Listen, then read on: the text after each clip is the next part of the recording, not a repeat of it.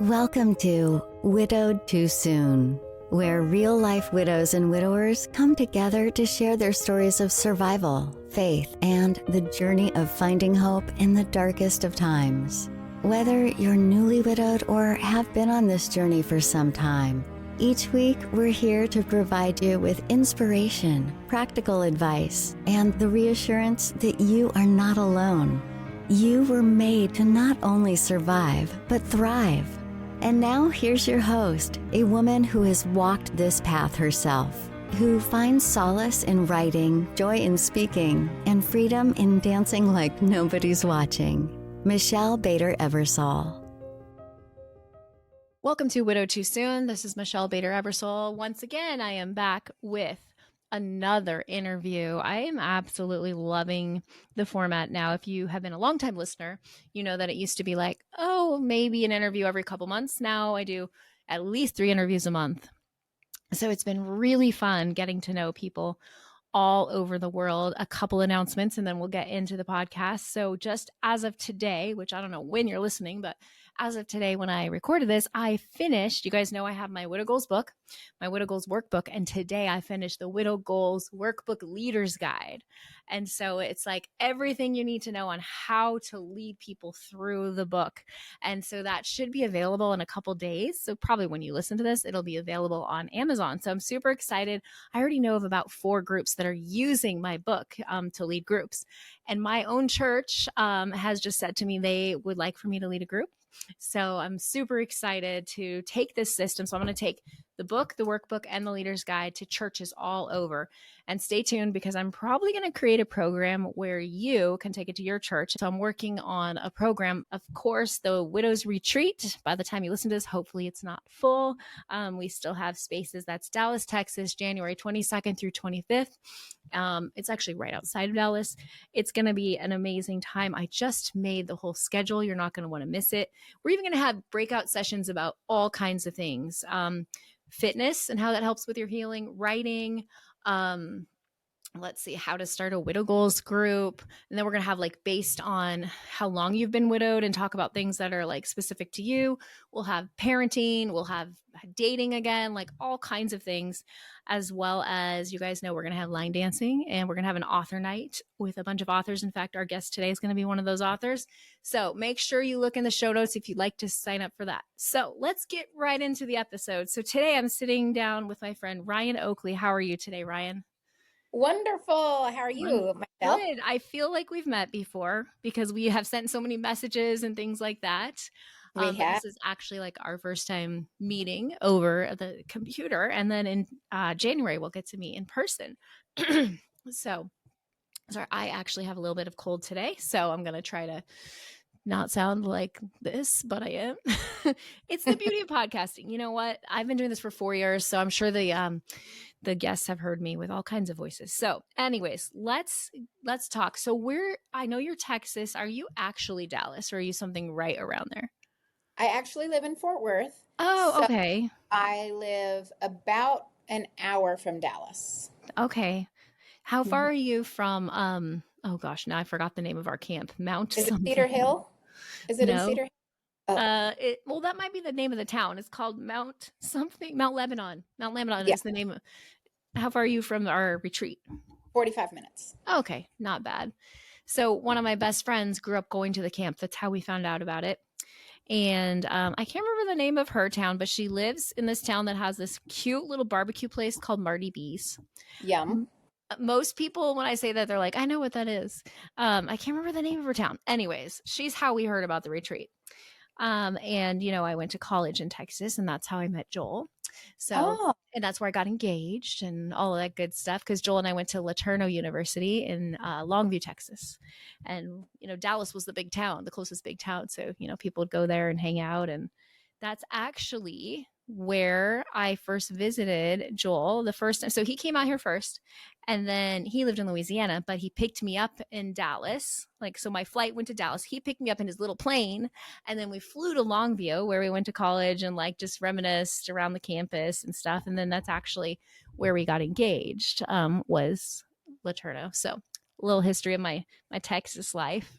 I learned to 2-step in Texas when I was in college. I learned to Oh, ride a bull, mechanical bull.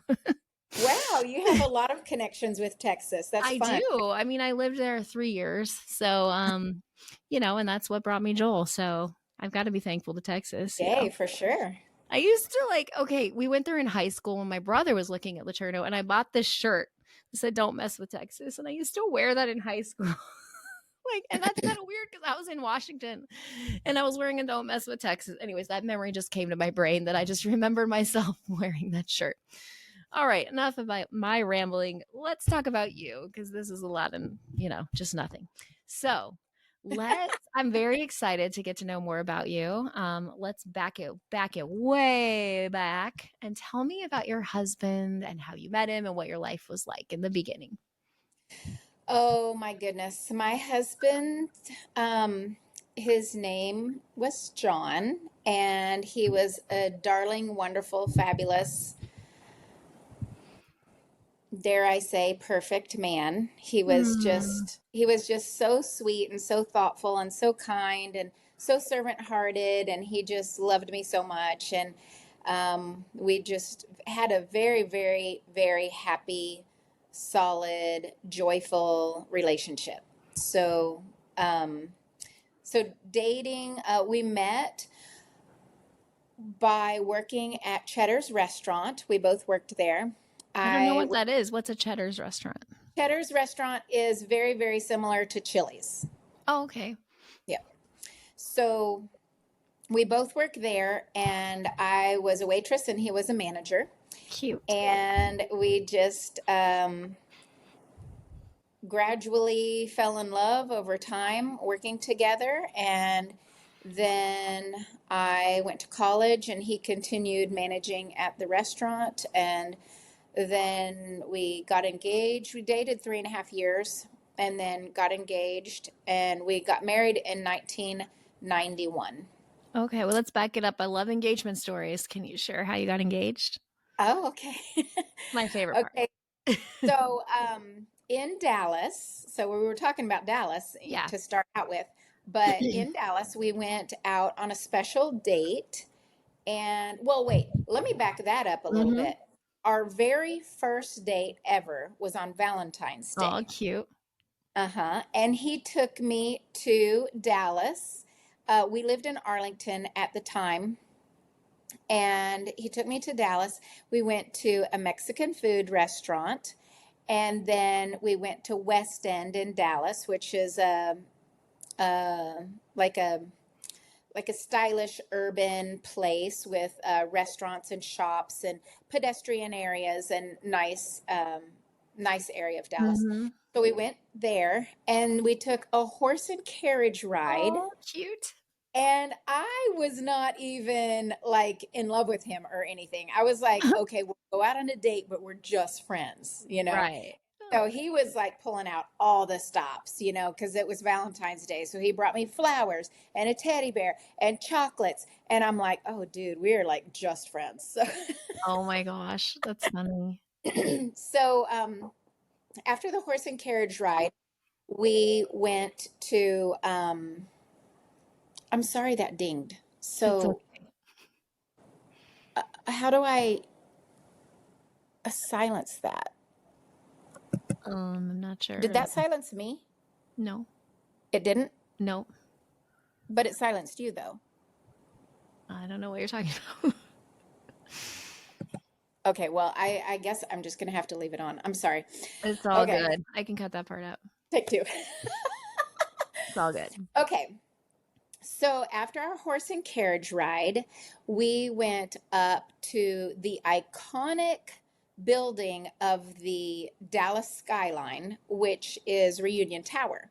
And it's the one that just goes up really tall and skinny and then has a ball on the Yeah, I top. was gonna say, I remember that one. Yeah. Yeah, dandelion. Anyway, so we went up to the top of that and we were on the observation deck and just looking out over the night sky, and it was really beautiful. And then we went down and we tossed some coins in the fountain and all of this stuff. I mean, my goodness, it would have been the most romantic date in the whole wide world had I been in love with him, but I Right. wasn't. I had my hands in my pockets the whole entire time because I didn't want him to try to hold my Oh my hand. God. Anyway, but that was our first date. And the reason why I said that is because 3.5 years later, when we were madly in love and he was ready to propose, he took me back to Oh, Reunion Tower again. And we're up at the top looking out over the night lights and all of that kind of stuff. And he proposes there. So it oh, was very, sweet. and it was a nice nod to our very first date. So what happened in between the first date and the 3.5 years later? Like, how did you start falling in love with him? Like, you weren't sure in the beginning. Was it just more Right, time with him and you knew? right. Well, since I told him we were going to be just friends, he Mhm. honored that. And he was so sweet. And he was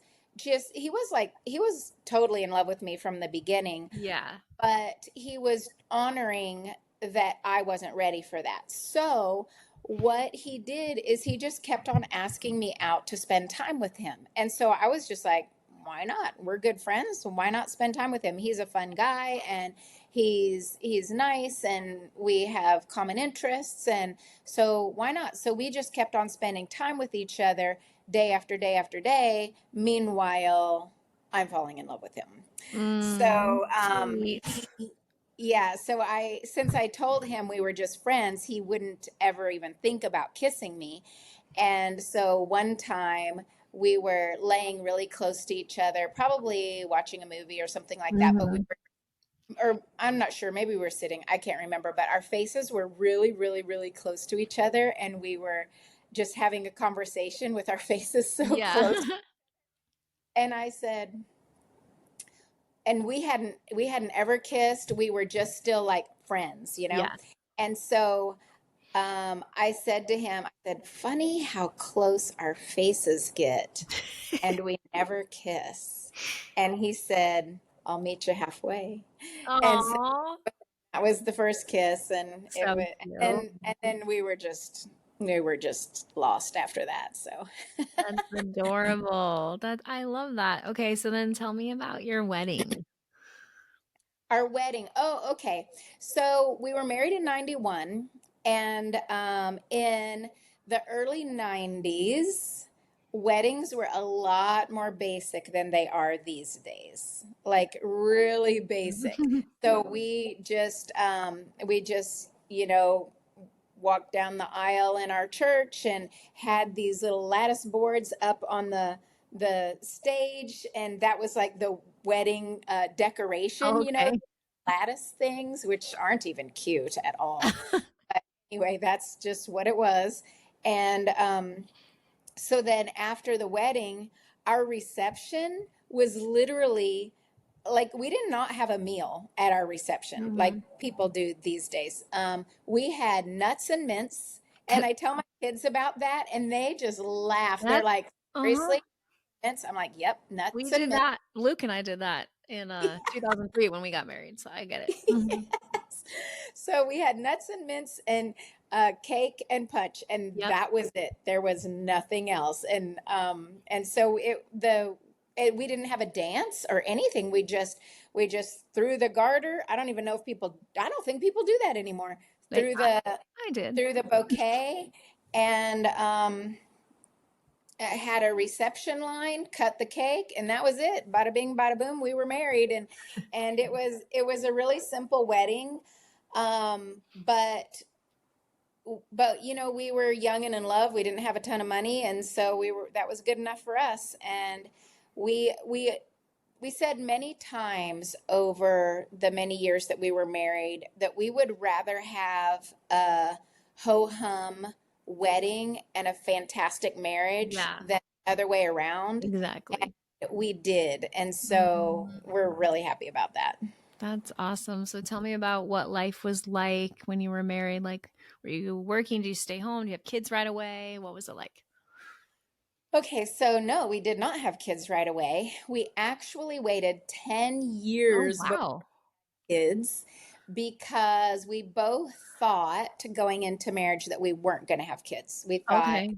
we're just going to be, dinks, dual income, no kids, and I was like, just, what does that mean? yeah, and we are just going to have fun and play and Yeah. travel, do whatever we wanted to, and not think about the responsibilities of raising kids. So that's what we thought. And then as the years went by, we were happily married. We were both working. I was an occupational therapist. Okay.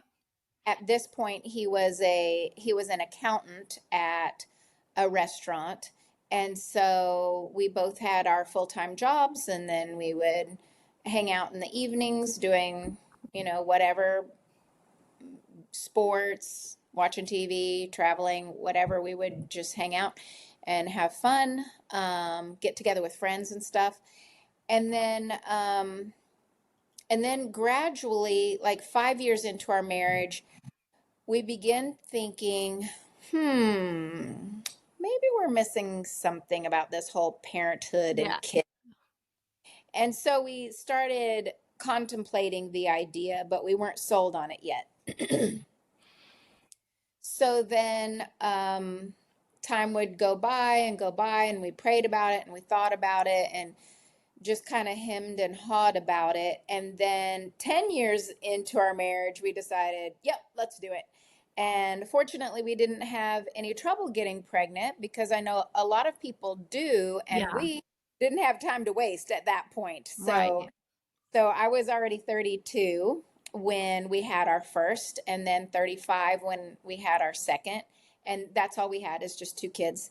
And then, interestingly, our marriage got way better after we had kids. Hmm. Like, we had such a sense of this knitting together of hearts and family and priorities. We just felt very unified in our purpose as parents.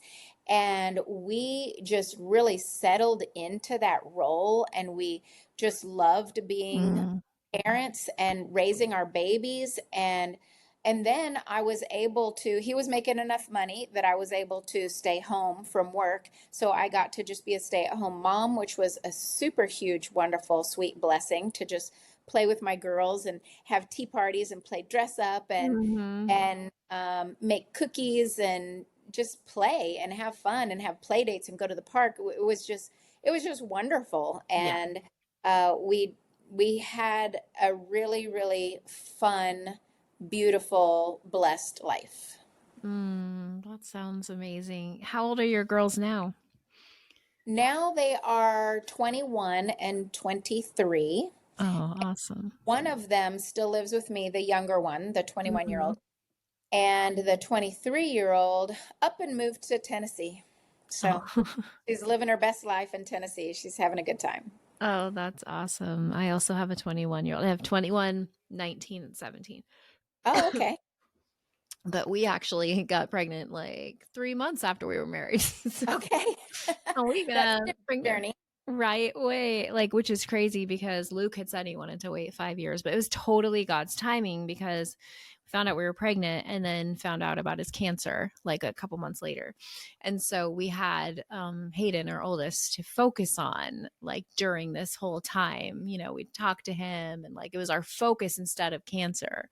And so I know it was God's timing. Anyways, we all have our own stories of Oh, God's timing. So let's get back to you. I keep bringing it to me. Sorry. Just conversation like, oh, I relate. I have a 21-year-old. right.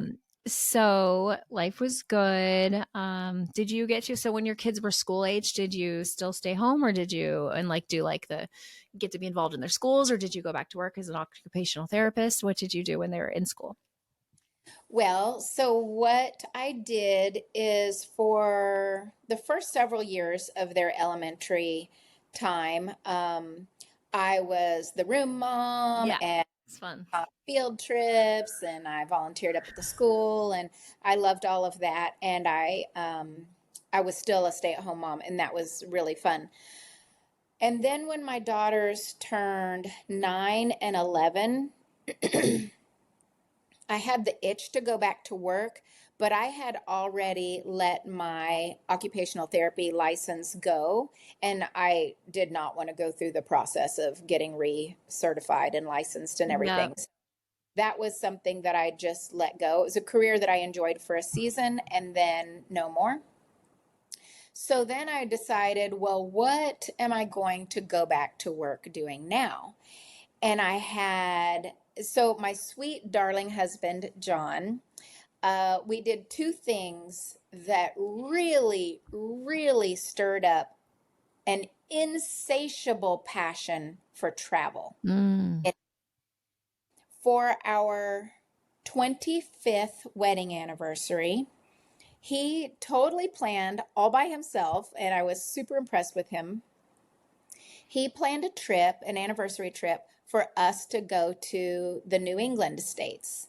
And we went for a whole week, and we rented a car, and we just popped around from Vermont to New Hampshire to Nice. Boston and Maine. And we just had such a wonderful time driving around and exploring and staying in charming Airbnbs. And we rode a hot air balloon, and we went to Martha's Vineyard. We just had so Fun.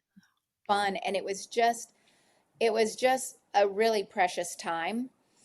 And when we came back, I was like, oh, dude, I really need to travel more. Then we went on a mission trip, and it was out of the country, which it was to England. Wow. And we went to London, and it was really fun. And it just, oh my goodness, we had plenty of free time also on the mission trip. So we got to ride the tube and go to the Tower of London and to go to all of the fun sites there as well as the mission activities. And so, oh, and then I'm getting a little bit off track. That's all But right. It's your story. but then we even had a day free during this mission trip. It was a totally free day. And so we were just like, well, if we don't have any responsibilities, then let's go on the Eurostar and go through the channel and let's go to Paris. And so we Cool. did, and we just had this totally spur of the moment travel experience to Paris, and we just navigated it on the fly, and it was so exhilarating and so amazing. It's one of the most memorable experiences of my life. Mm. And it was such a treasure. And then when we got home, I had packed in my heart all of these beautiful travel experiences by going to New England and then going to England, London, and then also going to Paris. And I was just like, oh my heavens, you have unleashed a beast within me, and I must travel lots more. And it is like a very necessary need in my life. And so my sweet, darling husband, he understood that. And so we started racking our brains thinking, what could I do where I'm traveling and making money? Right. That's So the I dream. got to thinking, yeah. So I got to thinking, well, maybe I could be a flight attendant. And then I was like, no, because then mostly I'm up in the air. Like I want to be running around, seeing the sights. And then I thought, well, maybe I could be a travel agent. And then I was like, oh no, that sounds terrible, because then I'm sitting at a desk planning other people's vacations. And they're going to all these wonderful places around the world, and I'm still sitting at the desk. So Yeah, exactly. I was like, no.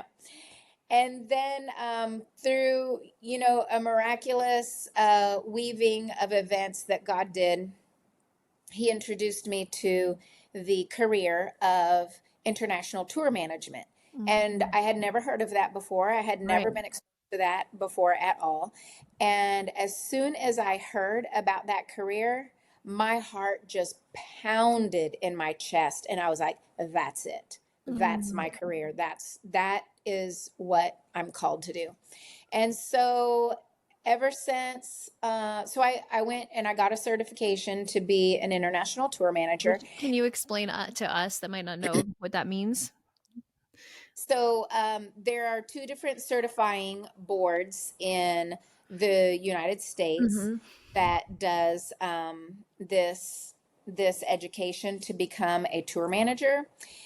But I guess maybe more explain what, how like when you learned about it, you knew it was for you. Like what is What is an international tour guide or whatever you say? Okay. Okay. An international tour manager Manager, is that's the word. the person who oversees the logistics of a Okay. tour and also is like the host of the tour. Okay. So, so I am not a tour guide.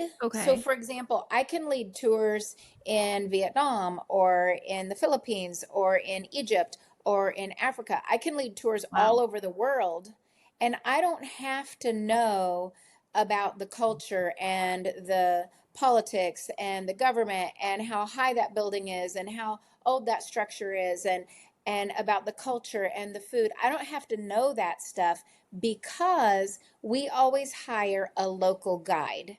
And Okay. the local guide is responsible for giving all of that information to the guests so that they can learn about the culture and the fun and the things about that That's country and that awesome. state and that place where we are. So the tour guide gives all of that information. As the tour manager, I mostly take care of the people. Okay. So if they have an injury or a sickness, then I'm the one that's going to run interference for them, help them get to the pharmacy, or help them get a doctor called in to take care of their needs.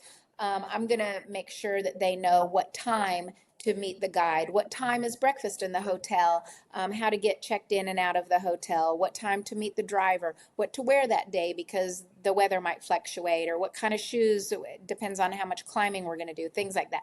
So I take care of the guests. Okay. Yeah. So you decided to do this, you got your certifications, you got hired. Where was your first trip to? Um, Italy. Yeah. Mm. Started in Venice, and then it went to Florence, and then Rome, and then down to Sorrento, southern Italy, and the Amalfi Coast, and Pompeii. Wow. So you're the one that arranges like all the tours basically? Nope, I don't do that either. Okay. What I've never heard of this job, so I'm trying to understand There's it. there's a tour operator. The tour operator is the one Oh, okay. who creates the itinerary. Okay. And the tour operator is the one who books all of the hotels, Oh, you don't have to books do the that. guides, That's good. books the drivers, books the restaurants, books the tickets for if we go into certain venues or museums or things like that. The tour operator does all of that booking. Okay, so your job really is taking care of the people. That's what you're Taking care of doing. the people That's and awesome. hosting and overseeing logistics, make sure everything goes smooth. Yeah. Oh, that sounds like an amazing job. It That is very. sounds great. So, but your kids were still like 9 and 11, so you would have to Yep. leave them for a while. Was that hard? I did leave them for a while, and in some ways it was hard, but John was just an excellent father, Yeah. and even though he worked full time, the kids were in school. We had neighbors to help with transportation. Also, our school was very, very close, so they could either get a ride home from a trusted friend, or they could even walk home with groupings of people. And they were well cared for with their Mm, dad, and they even had, looking back at it, it's really, really sweet that we had that right. experience. And that's unusual for a mom to leave for several weeks at a time when the kids are fairly young. But it's such a treasure Yes. that that happened for us and that Mhm. worked for us, because I remember specifically when I was on tour, many times John would tell me, he would say, I had the sweetest time with the girls last night. I love I it. was sitting in bed. They both crawled into bed with me, and we were being silly. And then it just ended up into this long, deep conversation, and we were just sharing deep thoughts and hopes and dreams and goals with each other, and it was just a real treasure.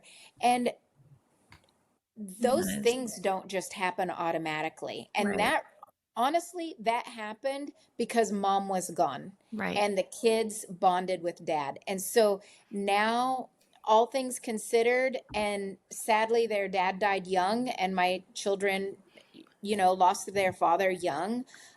It's a very, very special treasure that they That is. had that alone time with dad. Yeah, that is. It's interesting when you can look back and see things. My kids had that a lot too. Not where I was gone for weeks, but I would work during the day, and then I was always involved in some businesses or different things where I'd be gone in the evening, and they have all of these special memories of when their dad would make them. He called it daddy toast, and like just all these things they would do when I was gone. They have special memories with their dad, and so I can relate to that. Um, sorry, my cold is awful. Okay, I'm gonna cut that out. Okay, so let's talk about when life changed for you. Tell us about that day.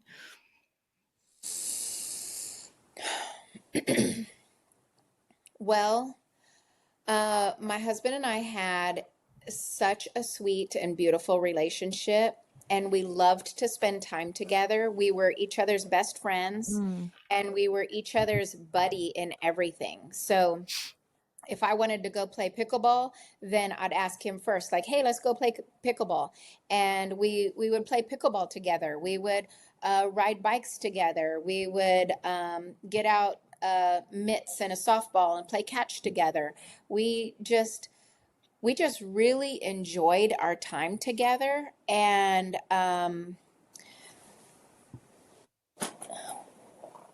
it was just such a beautiful, sweet bond and marriage that we had.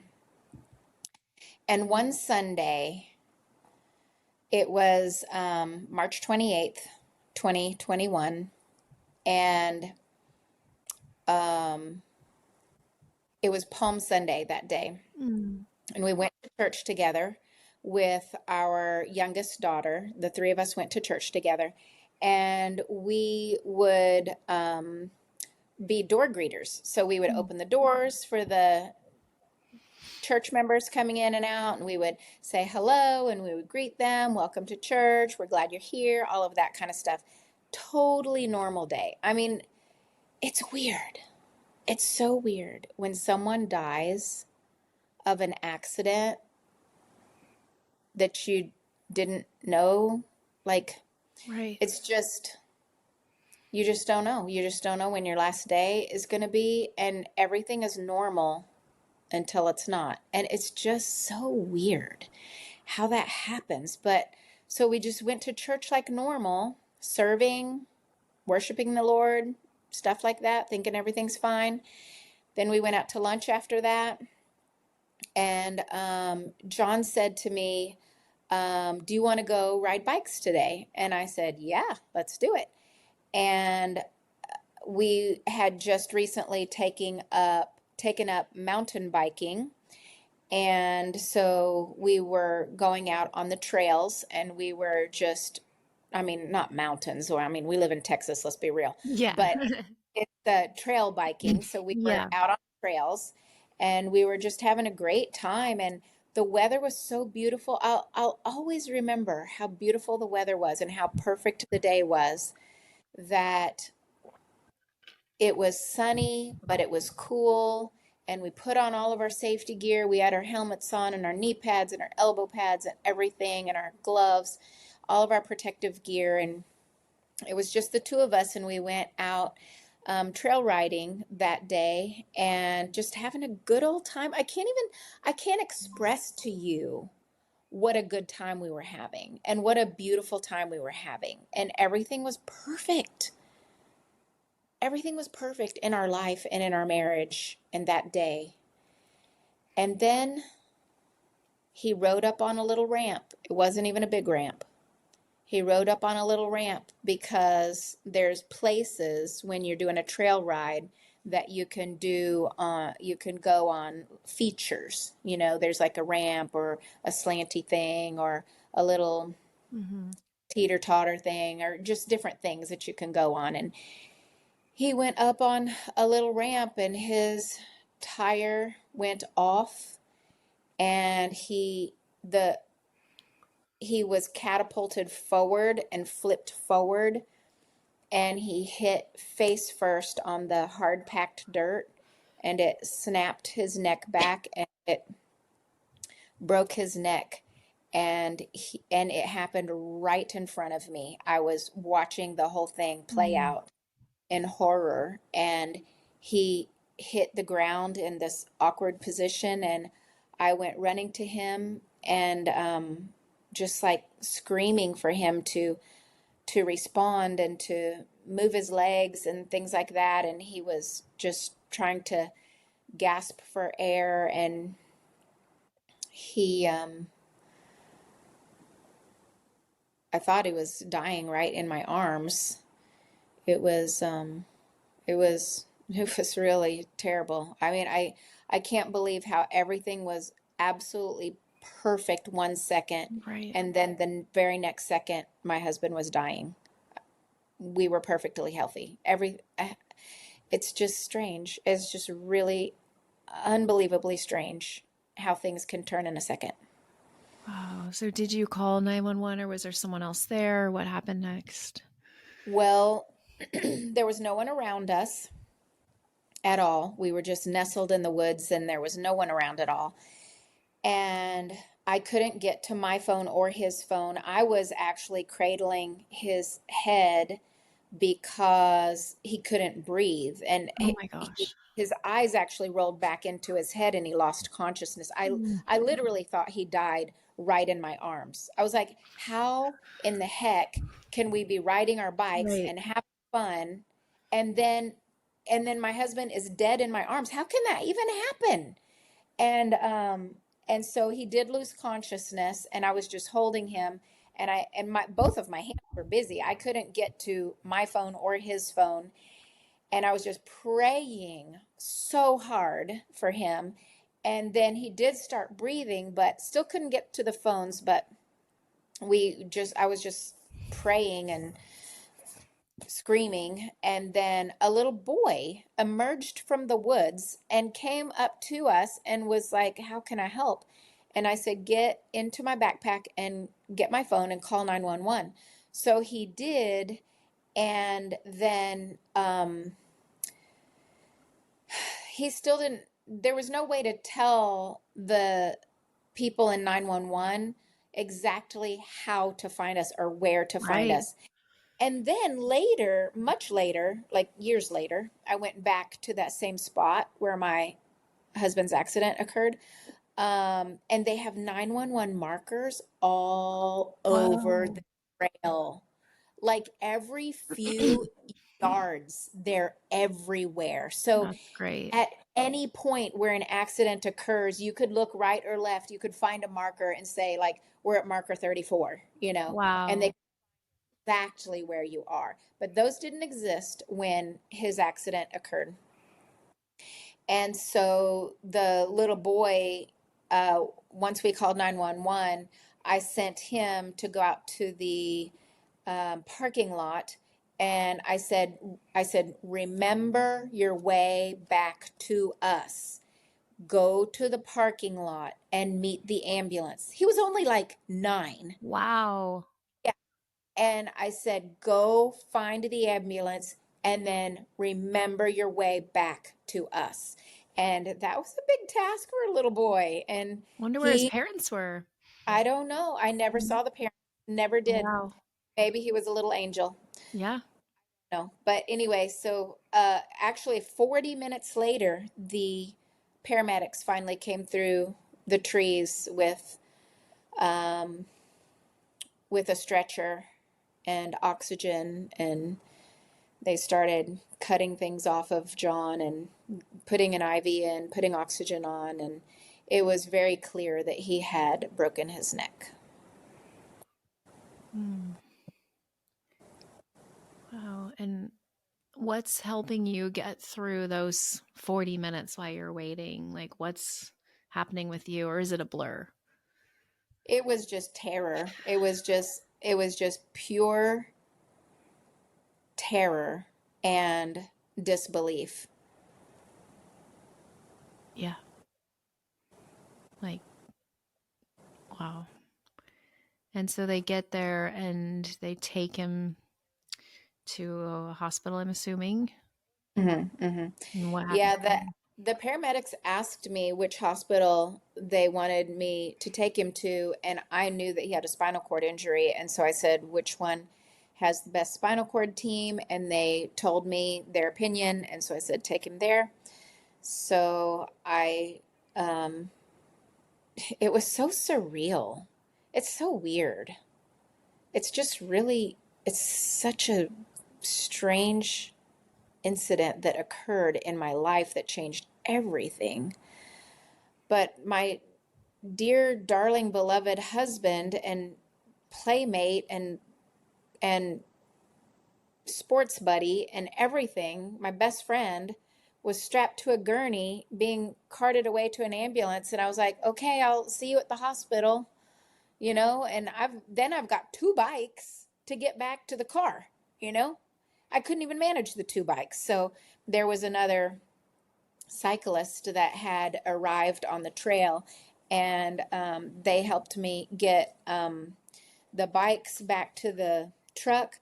I had no idea how to strap the bikes onto the bike rack because John always Yeah. did that. So fumbled with that and got them on there somehow. And then I got into the car and I just had an utter breakdown because, Yeah. of course, I'm trying to hold it together before.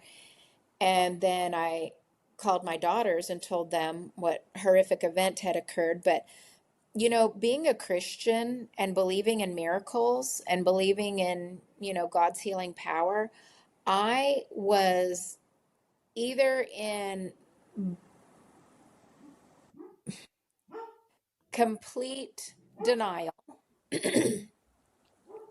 or in 100% faith, either way, or maybe both.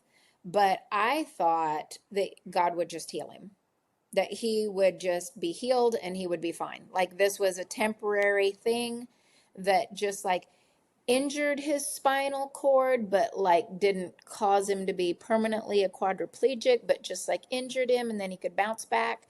Like I 100% thought he would be healed.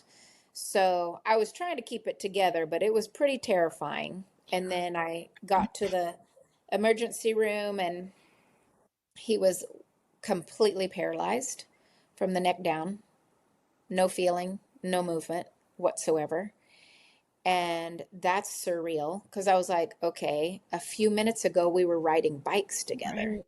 How can he be paralyzed? It didn't compute in my brain. Right.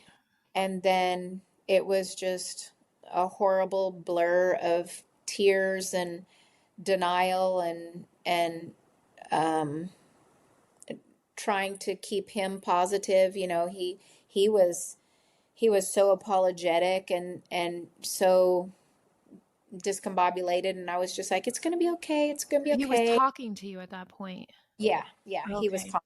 Yeah. And so I just kept on telling him, you didn't do anything wrong, everything's gonna be fine, you're gonna be fine, don't worry, everything's fine. And I don't know if I was trying to give my own self a pep talk or him a pep talk or both, but it wasn't fine. And it was the most lonely car ride home I've ever had in my life, to leave him there in the intensive care unit and me go home all by myself. Like, I don't know, how can you leave to go bike riding with your Right. best friend and your husband? How can you leave together and then you come home alone and then you get into bed alone when his body's supposed to be next to you? It's just truly something that you just can't even wrap your head around. Yeah. It's like your brain can't comprehend it. Like what just Right. happened? Right. So he stays overnight in the ICU, and then what happens after that? Well, it was a series of declining events. Um, we both just really believed wholeheartedly, and we were praying and singing and quoting scriptures, and we were just doing everything we thought to do, and believing that God would heal him. And day by day and week by week, he got worse and worse and worse. And then one day he coded, and when he coded, he was without oxygen. He was dead for 15 minutes. Oh my And goodness. they revived him. They brought his heartbeat back, but they never brought him back. Mm. He never ever came back. He was in a very, very profound coma. His heart was beating, but he couldn't breathe on his own. He couldn't eat. He couldn't talk. He couldn't do anything. He was in a very profound coma. He was gone, and his they did tests on his brain, and it was gone. He was just gone.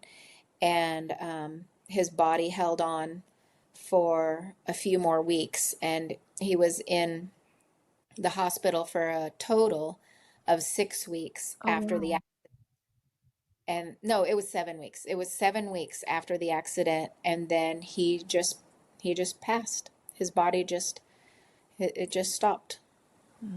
And what was it like in those 7 weeks? Like, were you able to go sit with him and you talk to him? Like, was he coherent for most of that? Well, for 2 weeks he was mostly coherent. Um, then he coded. Once he Okay. coded, he was in a profound coma. He was not any way, shape, or form coherent. He was. I feel like his spirit was gone. Yeah. He was unresponsive in any way at all. And so, yes, I sat by his bedside every day. I prayed with him every day.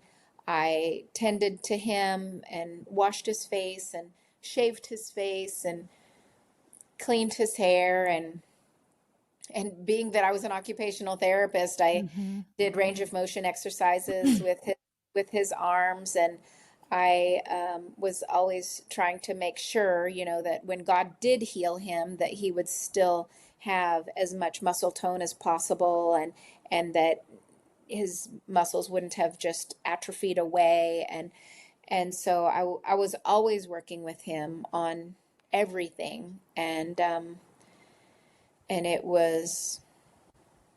it didn't help. Nothing helped. Mm-hmm. His body it just stopped. Wow. Yeah. And were you with him when he passed? I was I was not. Visiting hours, as I recall, I believe visiting hours were maybe from like 9 a.m. to 8 p.m., roughly, something like that. And he passed at about 6 a.m. Mm. And the nurse had very, very little warning. She saw that he looked like he was about to pass, and she called me, and I didn't have time to get up there. And then she called me back and said he's gone. Mm. So, So let's talk about what those first days were like. Like what, like you've been in this like holding pattern for 7 weeks. I'm not sure what's going to happen. Still believing for a miracle, and then he passes. And what's it like? well, holding pattern is a really, really good way to put it for what I was going through. Um, and even though I was believing with every single cell and fiber in my body Right. that he was going to be healed, I believed that with every single thing in me. Mm-hmm. My logic could understand that this could go one of three ways. He could either totally miraculously be healed and come home with me and everything was perfect and we go back to normal life. And in that case, he'd be happy and I'd be happy.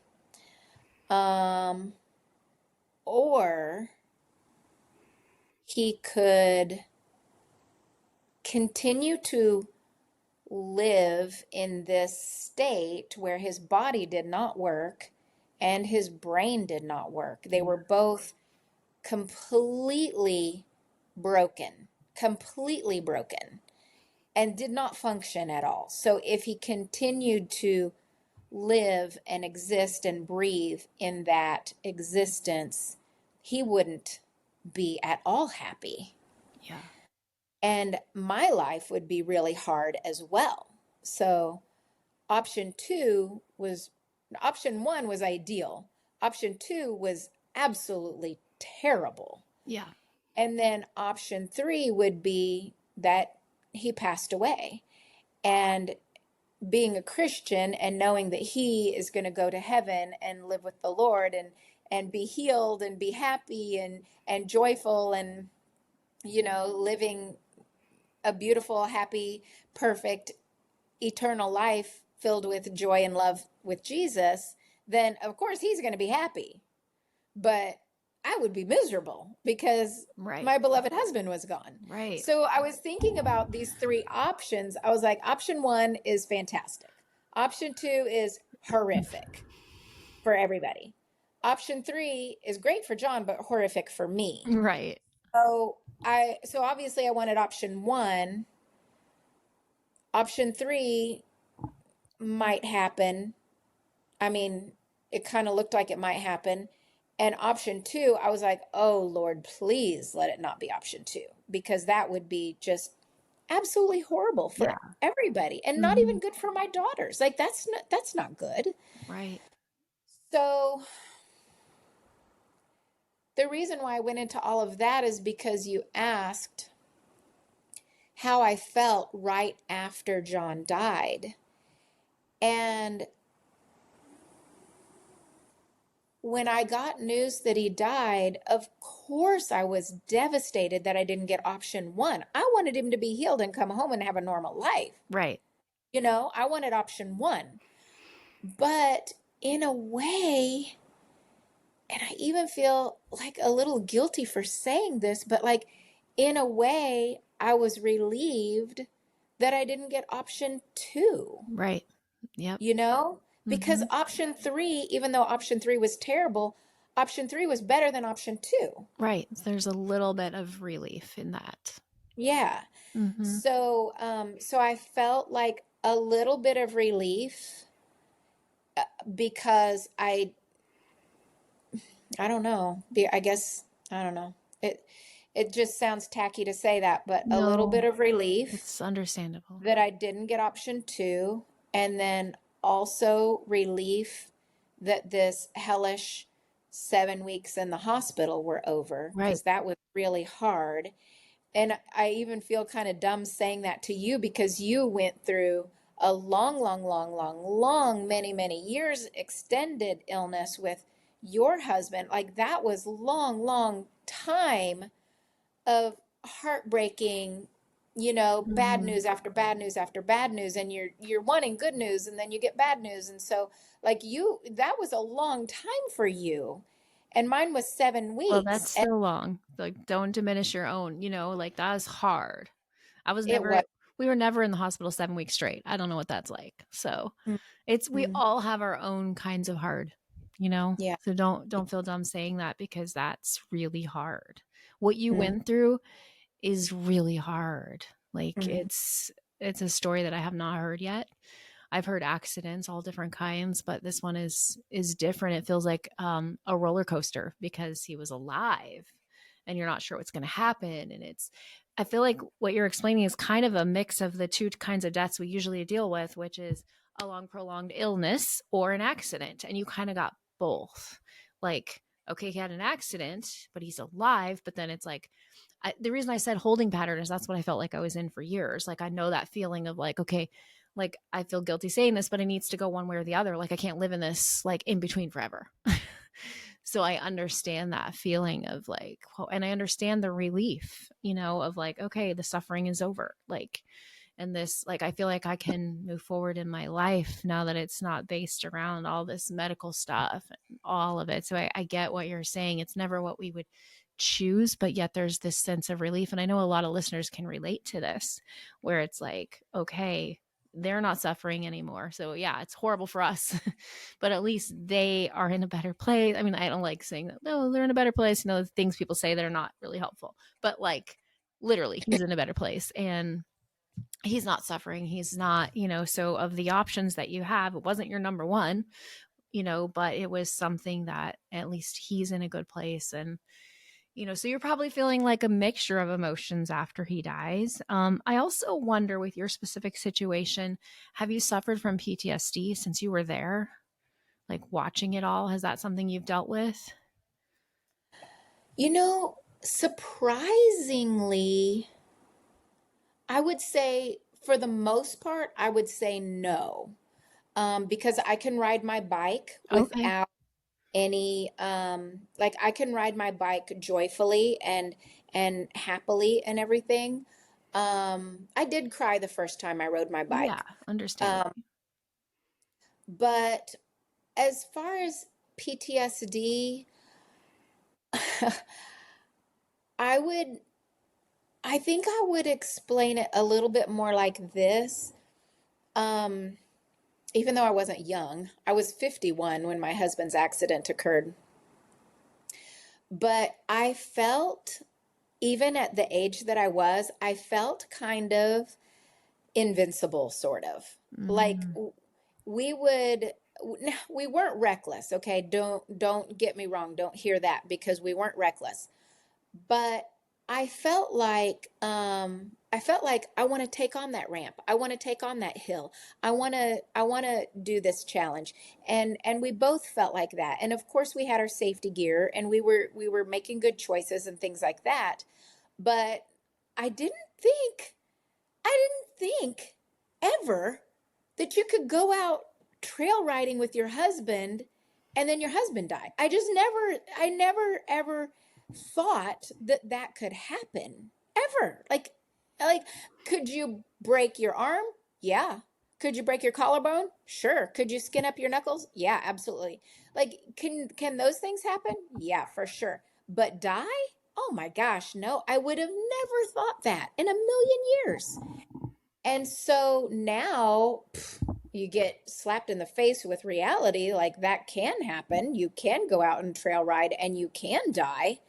So I think what I would say is I have more of a realistic sense of my own mortality mhm. and mortality in general. And so I live a little bit more cautiously and a little bit more thoughtfully. And I can tell you, as far as PTSD goes, I probably wouldn't go on any ramps with my bike. Oh, yeah.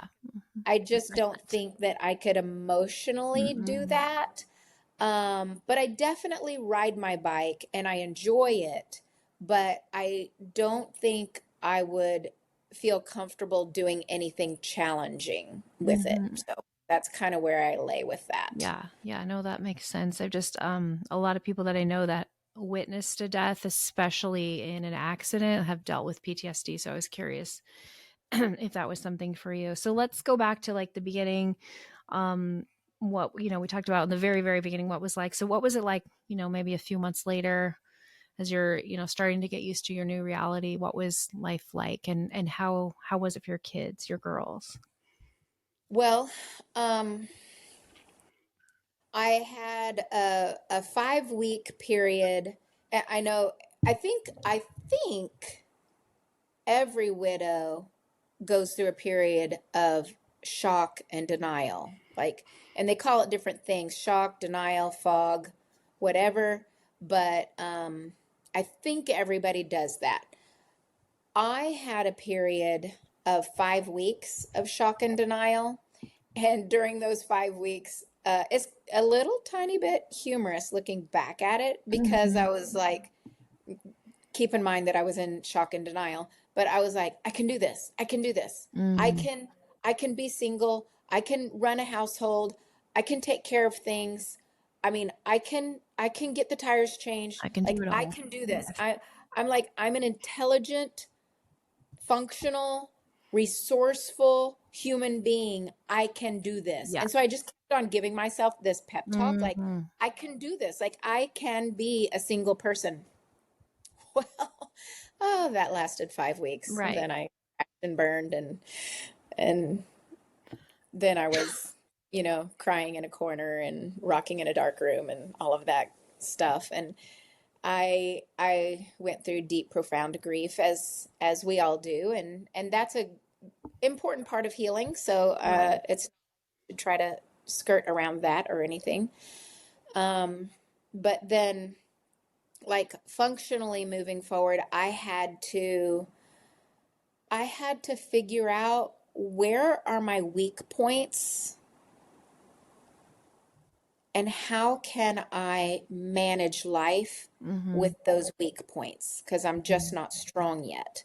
And so one of the weak points that I had is, I really wanted to be a good mom. I really, Yeah. really, really, really wanted to be a good mom. And I wanted to be supportive to my daughters. I wanted to be there for them. I wanted to be present for them. I even wanted to be joyful and fun for them. I wanted to have a good life with them, um, because I was their only parent. There Right. wasn't another option. Yep. There wasn't any other plan. Exactly. I'm the only plan. Yep. And so, yeah, you get it. So my daughter was still in high school. My youngest was still in high school when her daddy died.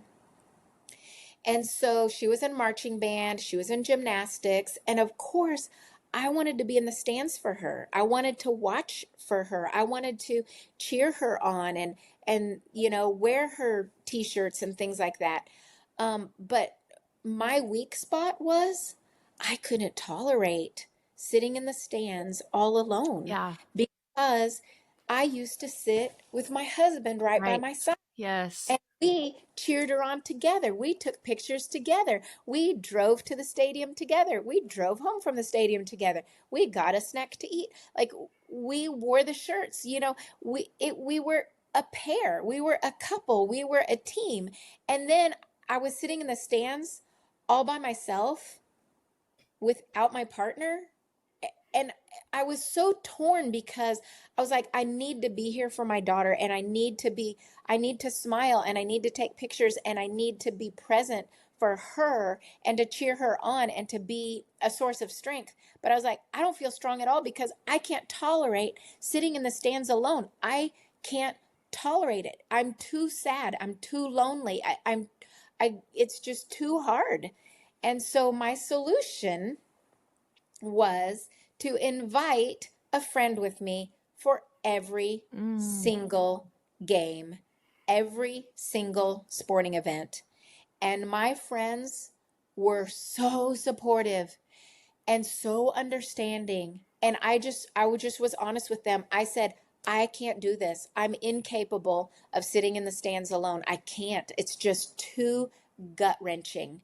And so I would give my friends my daughter's schedule of all of her gymnastic meets and all of her band performances and all of the games and everything. And I would say, I need somebody to sign up for every game, because I'm going to go to every game and I need a date for every Wow. single game. And they did, and it was Amazing. wonderful and it was joyful. I had someone to sit with, I had someone to talk to, I had someone to keep my mood up and to rejoice with and to watch the game with and to just have a happy banter with. And I that was a coping strategy that I absolutely employed, and I truly would not have been able to do it without. That was so smart. Like, I'm like tearing up because I'm remembering like exactly what you're saying. Going to football games and things and like sitting, I didn't think of that. I should have thought of that. It's really smart. And just, I mean, my parents came when they could, but there's times like just sitting by myself, watching my son play football or something, and just seeing all the couples and just like feeling like such loneliness. And It's torture. yeah. And then you're like, people are weird because they don't know what to say to you, and just like all this stuff. So I think if you are a new widow listening, please take her strategy. This is amazing, to whatever your child is involved in, and get the calendar out to your friends. Like I would totally do that for a friend.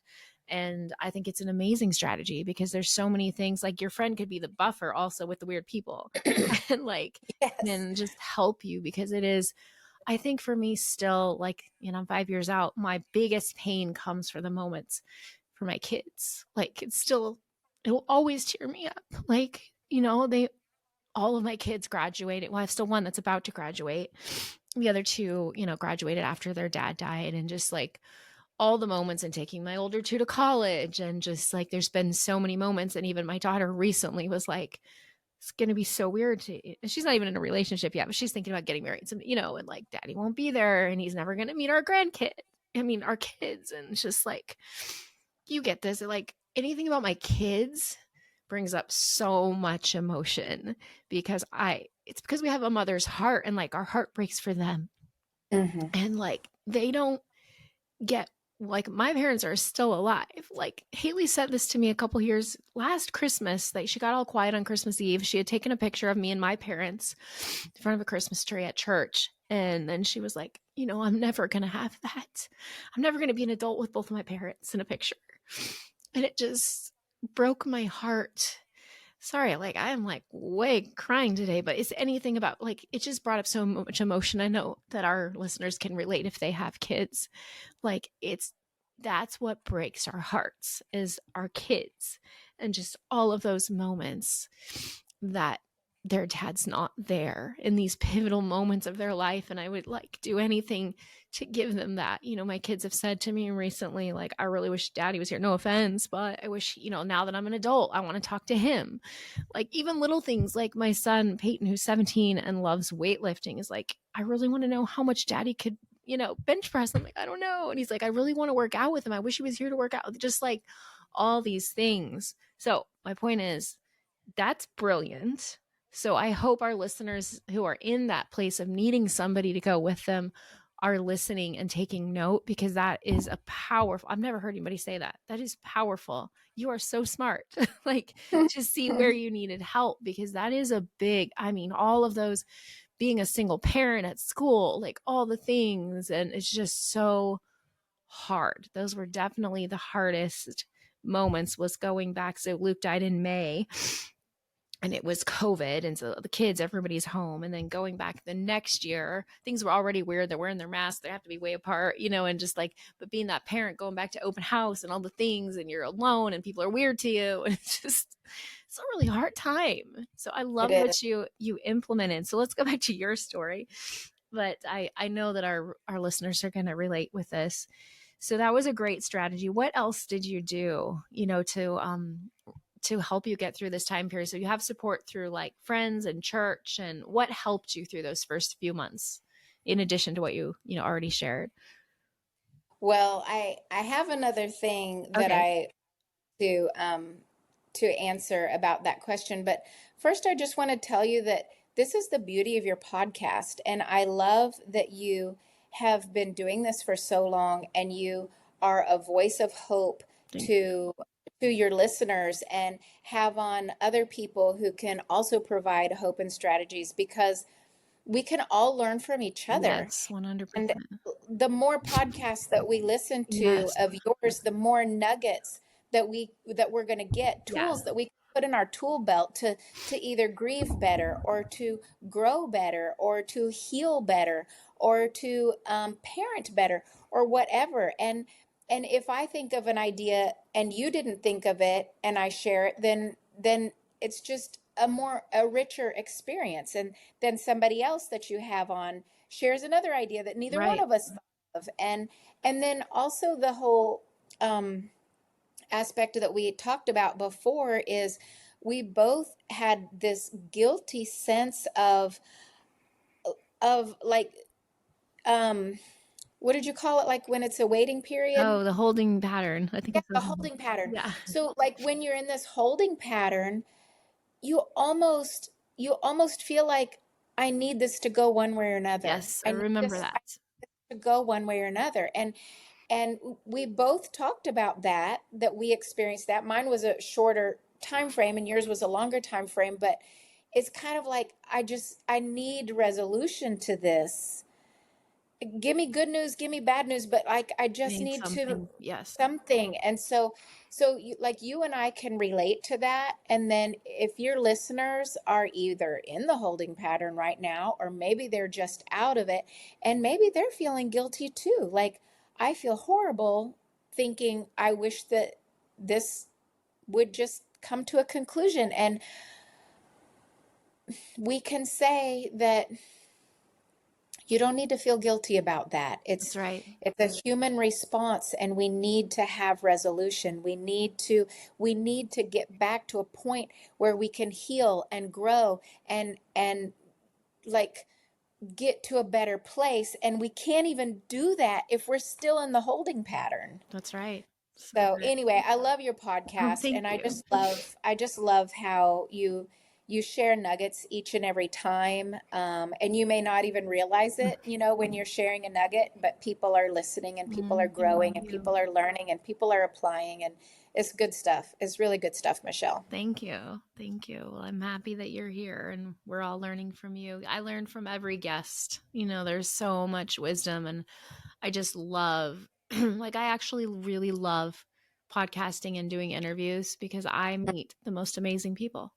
And it's just such an amazing experience, like, to be alive in this time period of life when the, power of technology, we can meet people all over the world. And I just feel like it's such a gift to have podcasting and to have, ways to reach out. Widows, like 10 years ago, 20 years ago, they didn't have a way to connect as much as we do now, even. Right. And it would be harder to find other widows. But now it's like, oh, I remember the first person who told me, is actually my realtor. She was like, oh, you can find, because she was widowed, you can find widows on Facebook. I was like, really?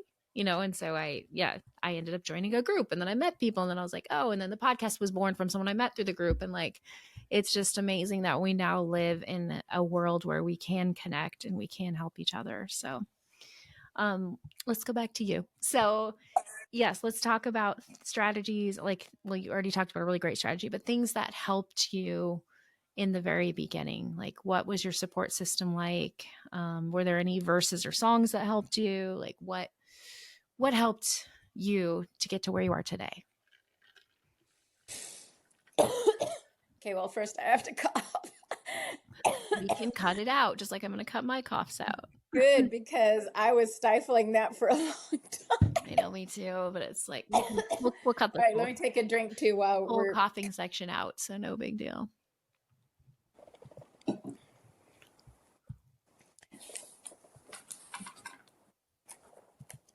Okay. So, two songs that were such a blessing to me in the very beginning, when I was in such raw, gut-wrenching heartache and pain. These two songs, I think they were even new out, and they just, oh, I just felt like they met me where I was, and I really, really loved them. It's Be All Right by Evan Kraft and Danny Goki. And the other one is Springtime by Chris Renzema. I might be saying that wrong. But anyway, those two songs, oh my goodness, I would just listen to them over and over and over and over and over. They were just healing to it was just like oil poured over my crusty, broken heart, and it just helped a little bit. And I really love those two songs. And I actually have playlists of songs that were really helpful for me. I made them on Spotify. I made a playlist called Rise from the Ashes. And so it's like a whole bunch of songs that are like grieving and growing and hope, but yet still crying and still hurting, and like it's just like a lot of stuff going on. Because I don't know about you or your listeners, but like I would just bounce from hope to devastation from minute to minute or day to day. So I have all of that in a place. Maybe you could Just share feel that if sure. it's Yeah. a public playlist, and then the listeners could listen to that as well. Yeah, I would love to. And then you asked about what else I did to Yeah. kind of cope. And I'd like to share um, kind of what I went through and the birth of my YouTube channel, if that's Yes, okay. I would love to hear about that. Okay, so this is this is this is my story, and maybe a lot of people can relate to this. But my husband took care of everything, everything, everything. He took care of the car. He took care of the house. Yeah. He took care of the yard. He took care of the finances. He took care of everything. So that was wonderful. That was super duper duper duper awesomely wonderful when he was alive Yeah. because I was just pampered and he took care of everything. Mm-hmm. And I didn't have to worry my little head about anything. But when he died, that was not wonderful at Right. all because I was completely handicapped because I didn't know how to do anything at all. I didn't even know how to renew the registration on my car. I didn't know how to do anything, Michelle. I didn't know how to access our bank account or to pay Wow. bills Wait, or how how long were you to. married? I was married for 30 years. Oh, wow. Okay. Yeah, 30 years. 30 years. So And John he did took care of everything everything. for 30 years. He sure did. And I was only 22 when we married. And so, because I was so young getting married and he was so good at taking care of everything, I honestly didn't even learn a lot of adulting skills Mm-hmm. because he did everything. Mm-hmm. So, when he died, I was like a deer in the headlights Right. because I was like, holy crap. Mm-hmm. How do I do any of these things? So my learning curve was like the size of Mount Everest. Like I had zero knowledge or know-how or tools about how to do anything. I couldn't manage anything online, even access a portal or set up a portal or whatever. Wow. I know there's a lot of women who take care of the finances. There's a lot of women who take care of the yard. There's a lot of women who go get the tires rotated. I didn't do any of those things. Right. So it was a lot to learn for me. A lot, a lot, a lot. It was everything. Every single thing I had to learn how to do. And it was a journey of self-pity and tears is what it was. Mm-hmm. But I had the stick-to-itiveness to keep on moving forward. And so even when my car needed repaired, I was like, I'm going to power through and I'm going to get the right person. I'm going to get the right parts. I'm going to, Yeah. cost compare. I'm going to do what I need to do and I'm going to get this taken care of. And when a pipe broke at my house, I was like, I'm going to take care of it. And when the lawn needs to be mowed, it's like, I guess I'm going to figure out how to take care of the Yep. lawn, and spread weed and feed and pre-emergent and fertilizer and like how to take care of the lawn. I mean, it's not just mowing it, it's like care. So it was just so much to learn. And like I said, first I started out just crying and self-pity and Yep. even Been anger. there. Mm-hmm. And I was just mad. I was just mad that I had to Mm-hmm. do all of this. I had to take care of the house and I had to be a single mom and I had to run the kids around because one of them wasn't even driving yet. And I had to like, just, I had to do everything. If the pipe broke, that's on me. If the lawn needs to be mowed, that's on me. Yep. Everything was on me. And every widow can understand that Mm-hmm. because it's all on us. Yep. So anyway, the good thing about this is that every new task that I had to learn and conquer, I would push through it. I would push through the tears. I would push through the self-pity. I would push through the anger. I just kept on pushing through it until I learned the tools and I learned the things and I learned the techniques of how to get it done. And then I would get it done, and then the most amazing thing happened.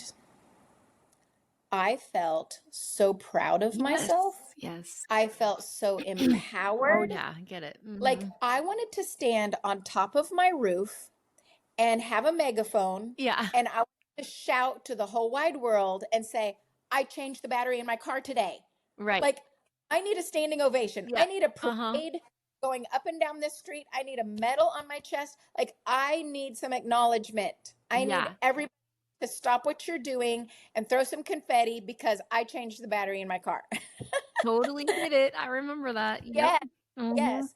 So the cool thing is when you're faced with, and this, I want to really impart this encouragement to your listeners today, because they may be in the gut wrenching heartache and the hard grappling with new tasks and new learning, and they're in the phase where they're just crying through it all. I just want to tell you, listeners, please keep on pushing through it. Keep pushing through it. If you're crying and you can't even see through your tears and you're picking up a wrench, just keep going. Wipe away the tears and keep going with that wrench. If you're mad, keep using that wrench. Keep tightening that pipe. And if you're having self-pity or you're having a pity party, keep moving forward. Just keep doing, because you're going to finish the task and you're going to be proud of yourself and you're going to feel so empowered and you're going to feel like a boss. Like you take a picture of yourself, take a selfie of yourself with that wrench and be like, I'm a boss. I fixed that plumbing problem. And it feels so good. And just keep going through the tears. And that is why I started a YouTube channel, is because I was thinking that I'm not the only widow who doesn't know how to do some of this stuff. Yep.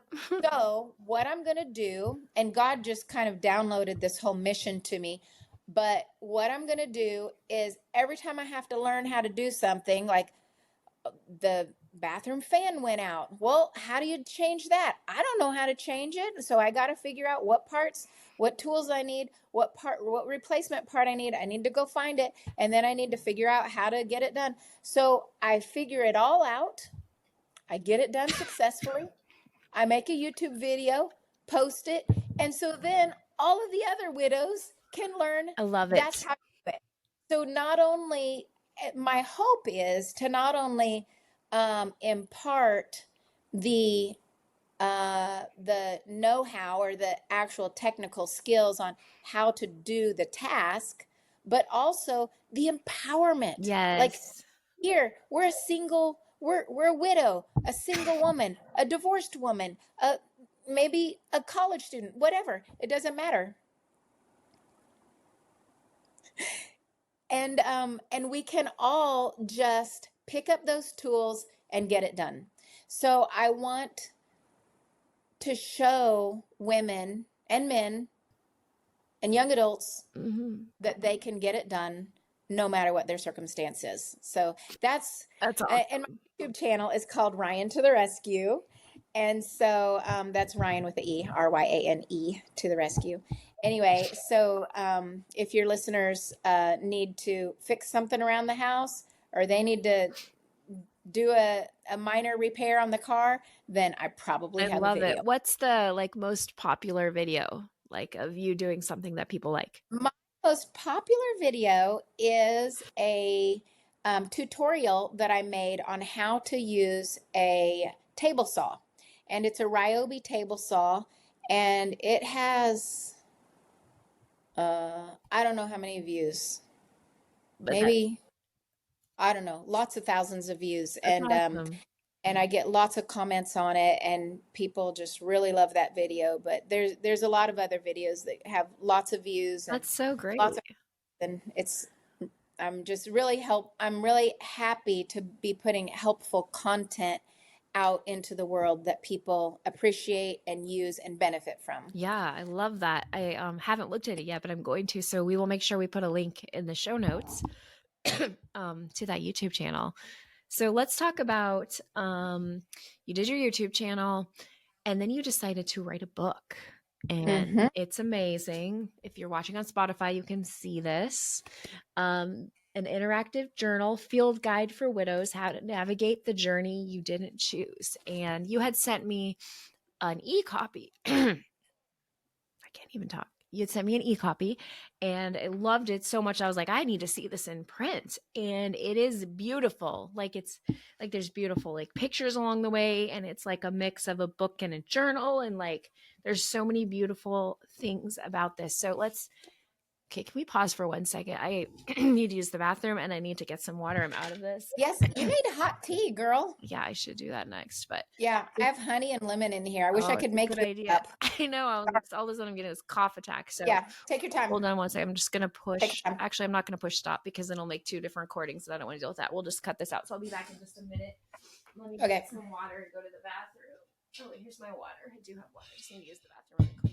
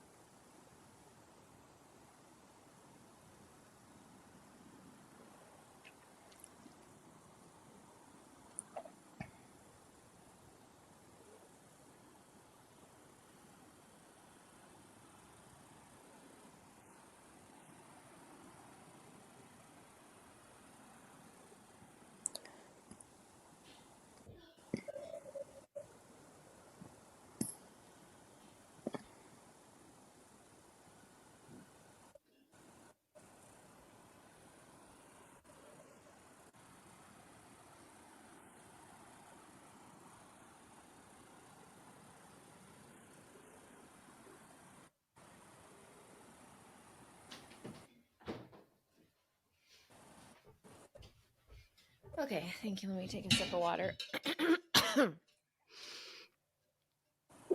This is longer than most of mine, but you have so much good stuff. Uh-oh. No, it's not a bad thing. It's like there's just so much to talk about because you've done so much and it's like it's really good. I wonder if your listeners will listen to it all or if they'll be like, oh my gosh. Like I used to divide it into 2 if it was longer than an hour, but now I'm like, they can listen to it whenever they can. So I just keep the long ones. I'm just going to start over again since I couldn't really talk. Okay. And then I'll just go into your book. Okay. So now I want to talk about your book, which I'm really excited about. You had sent me an e-copy, but I wanted to see the real thing in person. I love it. Field Guide for Widows, How to Navigate the Journey You Didn't Choose. And it's like this beautiful book with illustrations and places to write, but it's also a book. To me, it's like a book and workbook in one. It's beautiful. The name says it all. Tell me about how you decided to write this and kind of your process with it. Well, I never had aspirations to write a book, and as I was going through my healing journey with the Lord, He taught me so many things along the way and valuable lessons along the way. I feel like God was my counselor, and that's one of the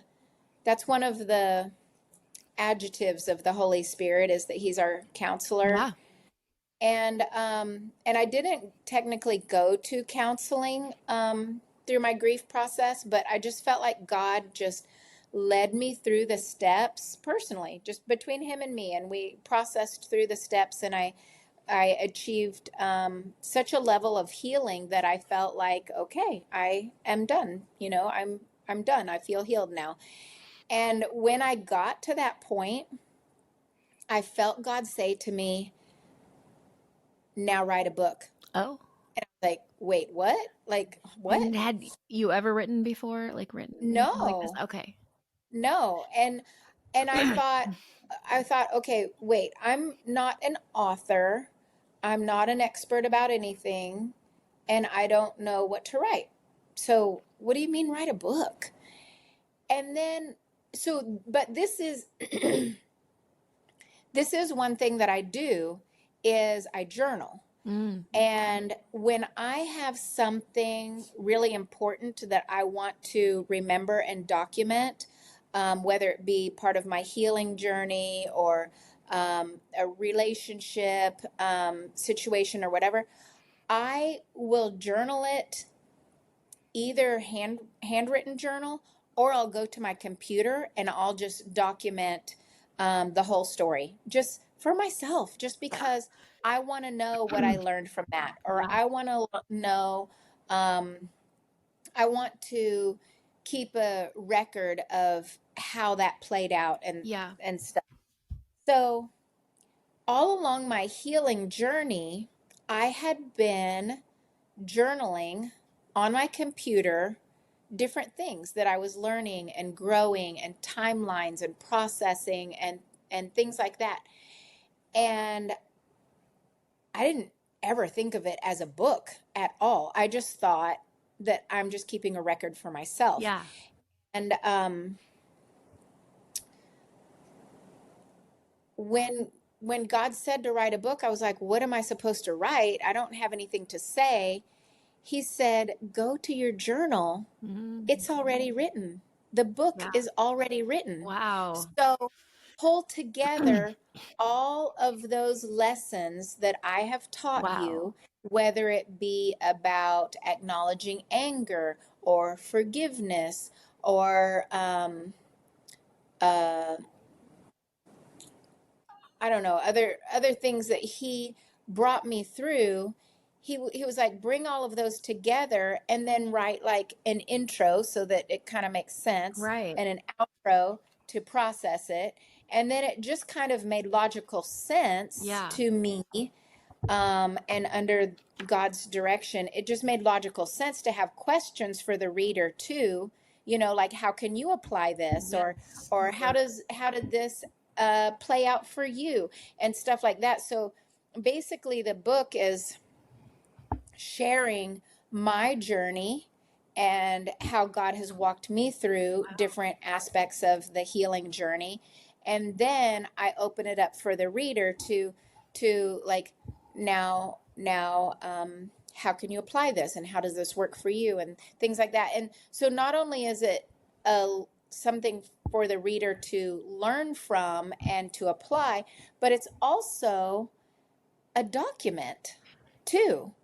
So Yeah. there's a lot of things where the reader can reminisce about sweet things that her husband did, Right. or triggers that she had for grief. And so it's a document. It's their own journal of Yes. the healing. Beautiful.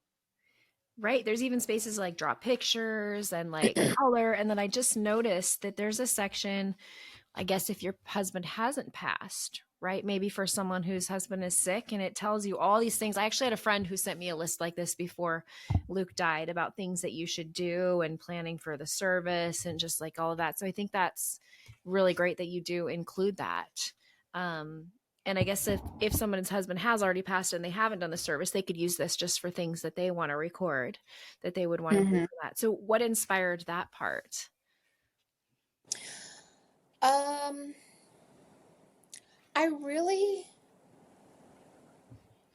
not 100% sure, because even though I had a 7-week kind of waiting period, I wasn't ever thinking about death. Never was. I Right. never was. So thought, oh, well, let me plan the funeral service. I never was in my mind. Yeah. So I guess that might have just been something that God plopped into my mind Right. to include that, because it wasn't actually part of my journey. But even if you're, even if someone's husband isn't sick, Right. honestly, It's really, I mean, yeah. be a good idea to talk about those, end of life issues, Yeah. just for a husband and wife to have that discussion. Mm-hmm. I even like this thing at the end that says book completion award. That's so cute. Like you just have a lot of like really cute like touches to this. I think it's going to be an amazing gift for people. I'm sure you've thought about it like with the Christmas coming up, like this season, that this is going to be a great time to really promote this as a gift for widows, because Hmm. it's a lot of times, and that's what I'm, trying to do with my books too. Like people don't know what to get widows. So it's like, get them a book instead of like just flowers that are going to die. Like, let's get them something that's going to be useful. So your book is amazing. So, okay. So God tells you write this book, you start doing all of this. How did you like figure out? I mean, I taught myself a lot. I'm sure you remind me a lot of myself, like a lot of things, like very self-motivated, very like, okay, I'm going to figure out how to do this. And Yeah. so did you like, when I first started publishing, I went to YouTube and learned how to do it. And like, so I'm wondering how your process was for getting your book published. Well, I wrote the book, and then I designed all of the activities in there and the pictures and Oh, you did fun. all that. Like, you designed those. They're really cute. Yeah. But as far as formatting it and making it all spaced beautifully and the fonts and this and that, I hired someone to do that. Yeah, because there's a lot of different fonts and things. This would take a long time to format. But Yeah, I didn't have that skill. I didn't know how to do that. So yeah, it's I hired beautiful. a publisher to do that for me. Oh, that's so great. And then I know it's not been out that long. When was it released? Um, August 20th. Okay. And Yes. since then, I know you've done some like book launches or book signings. How have things gone for you with selling the book? Has it been fun like hearing from people? Like that's my favorite part. Tell me about that. My goodness. Most It is rewarding, right? such a blessing. Yeah. It is the sweetest, most wonderful Hmm. thing. Yes, I agree. When my book was launched and I was really encouraging my friends on Facebook to buy the book and to try to help it rank higher on Amazon Yeah. by buying the book, all of that kind of stuff, then I was really excited that they were so supportive, and all of my friends were buying the book, and they're not even widows. They're Right. just buying the book Yes. They because want they to want to support. support Yeah. me. They want to read the book. They want to give it away to somebody, whatever. And so I felt super honored by that. But then, because Amazon delivers so quickly, Yeah. the next day, like over the next 1, 2, or 3 days after the big main book launch, people started sending me pictures. They were opening their Isn't that package and exciting? your book, and they show me pictures. I'm reading your book and stuff like that, and showing me pictures of even like inside the book where they highlighted. They're like, this really touched me, and I felt such a sense of heaviness, Mm. like this profound, profound, profound heaviness. Like I put these words into a book and I published it and I put it out into the world, and it needs to mean something. It Yeah. needs to be something. It needs to not just be, you know, silly nonsense. It needs to it needs to affect lives. And so I always, through the whole writing process, I always had the thoughts that the these are the stories that God brought me through. These are the miracles that God did in my life. And so this is kind of like I got to be a character in the play, but like this is really God's story that I'm helping get out to the Yep. world. And I felt honored to be a part of it. But then once it started getting out into people's hands, I felt like this heaviness, like, Mm. whoa, this really needs to accomplish the purpose that it's supposed to. Yeah. And so I was praying hard, like, God, please bring hope and healing to people through these words.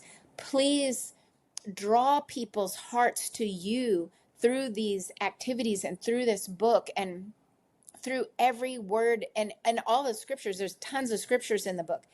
And I just was praying fervently, like, God, please let this book affect lives for good. Let it mean something and make an impact and be purposeful.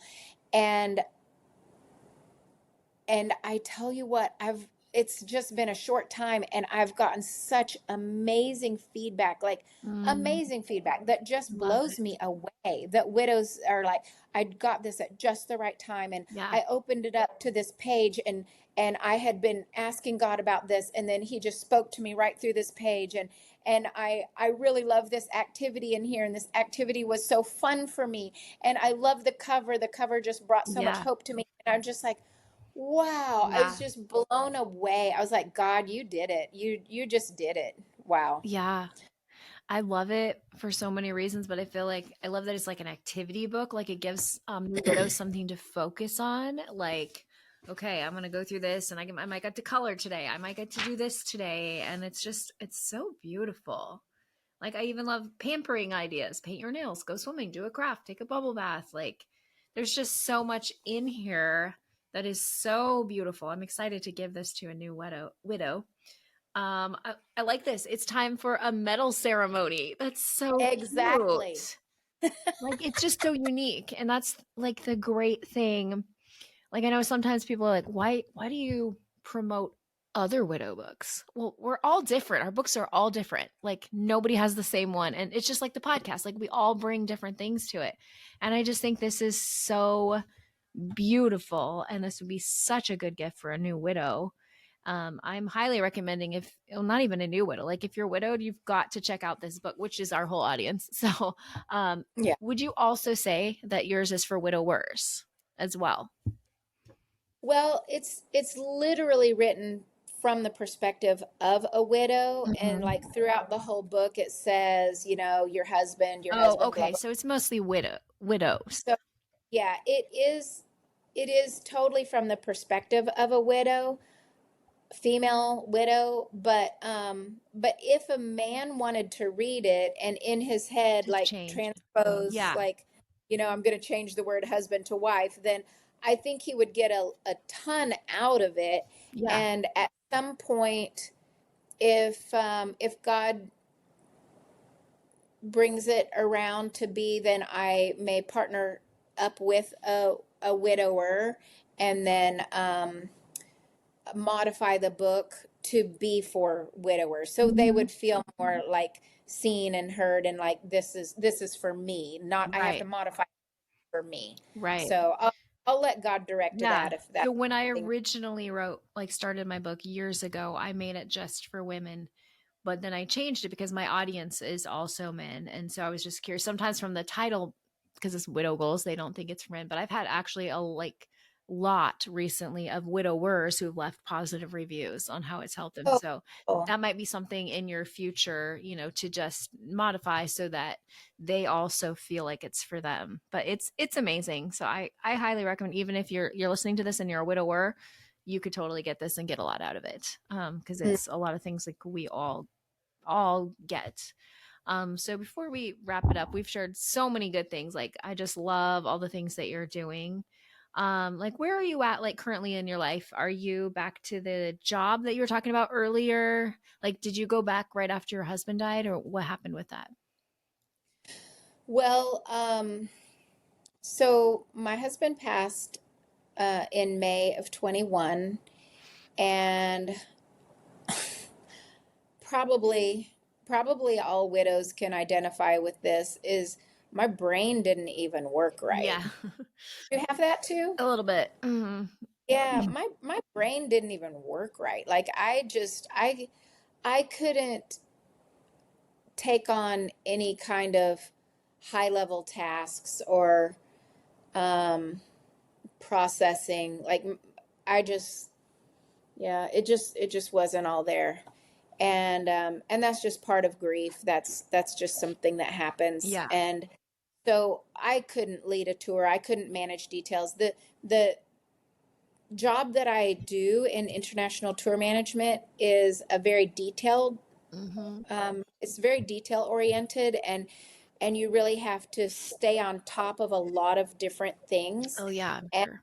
my brain couldn't do that Right. right then. And so, and plus I was just grieving, you know? Yeah. I mean, I was sad. And so that was May of 21. And I didn't go back to leading my first trip until now. I did travel as a guest. I traveled. And so obviously that doesn't take as much brain. Right. Uh, and that was more therapeutic for me. And that was very important for my healing, honestly.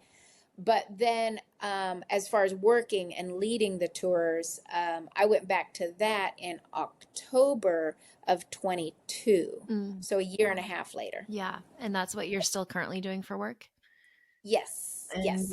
And I just had a trip in Croatia just recently, and then had a short time at home, and then I just went to Albania and Bosnia and wow. Montenegro, Macedonia, and I just got back 2 days ago from that, and then in a few weeks I'll be headed to Iceland. So Oh, that's awesome. And lots of places. in between time, you wrote a book.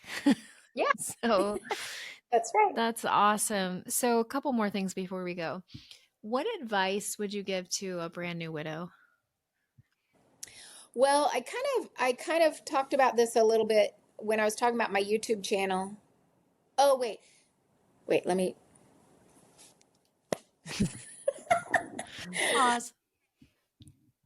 Okay, so the advice I would give to a new widow is keep on processing everything with God. It's good. And whether you had a close relationship with the Lord prior to your loss or not, I would, with all of my heart, every single bit of my heart, I would I would encourage you to keep on processing with God. And it doesn't matter if you're mad at God.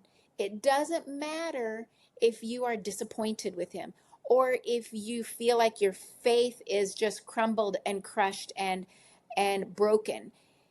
It doesn't matter if you feel like I can't hear God. Anything that you're feeling, if it's positive, negative, or indifferent toward God, I would just say with every single bit of my heart, please just keep on pursuing God, whether it's through prayer or worship music or journaling in your journal, or just screaming to God. It doesn't matter. Just keep on running to God. Don't run away from him, because that's not a good solution. That's just not where you need to be. God is where you're going to get healing, and that's where you're going to get strength, and that's where you're going to have hope. And so even if it feels absolutely cruddy right now, just keep on going to God. And that's what I did. My hope was absolutely shattered. My faith was broken. I was angry with God. Everything was messed up. Like, everything was messed up. But I was like, God, I want to be restored. I want it to be restored. I want to have faith again. I want to love you again. I want to have hope again.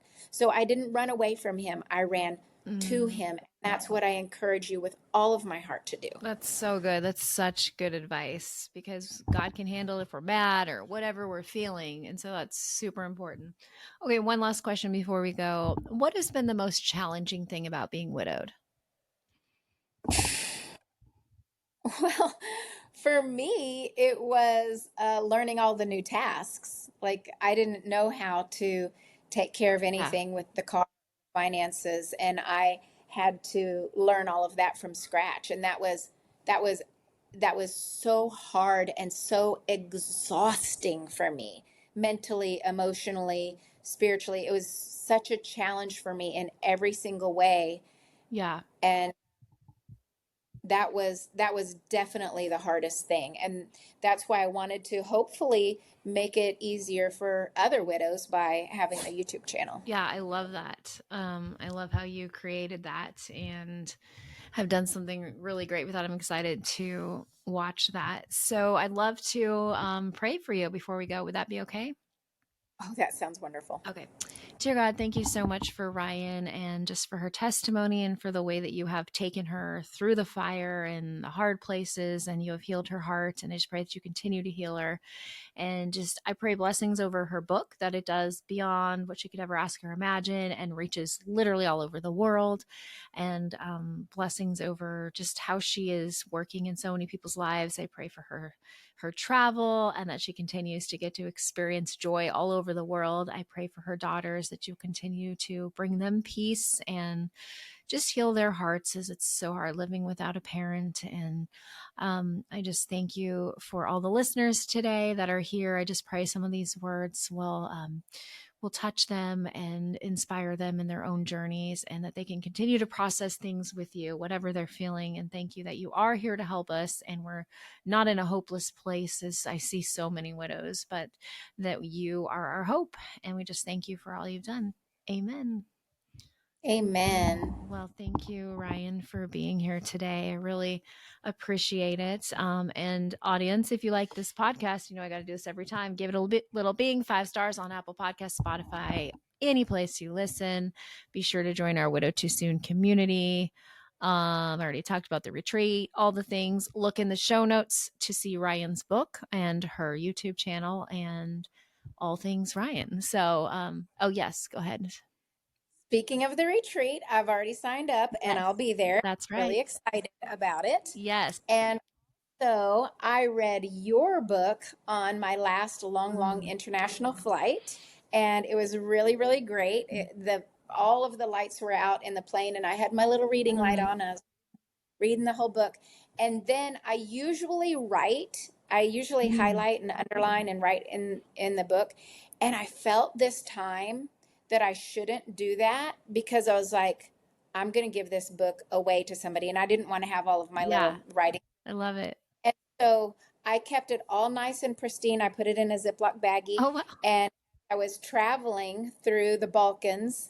I felt impressed when I was in Sarajevo, Bosnia, to give your book to someone there. And I asked if they knew a widow, and if they knew a widow, or if they meet a widow, then give that to them. And so your book is in Bosnia right now. Cool. Thank you. Someone else across the world. Oh, that's so cool. Thanks for doing that. And I really admire what you're doing. I admire so much, Michelle, what you're doing for the widow community. You're blessing them, you're equipping them, you're bringing hope and healing to them. You're even because you're remarried, you're kind of like leading the way in some aspects of just like building your life again and loving again, and having a new family and all of that. Like, a lot of widows do want to remarry, and so it's beautiful to see you and your husband. And I just I love that you have a ministry and retreats and books, and you speak. I just really admire you very much. I'm so glad to have met you, and I look forward to meeting you in person. Yes, thank you. And it'll be great to have you at our author night, where people can get their book signed. If they order them now, they could just bring it to it and have you sign it there, or they can purchase one there and have you sign it. So that's awesome. Yeah. Well, thank you again for being here, and we will see you all next time. Bye. Bye.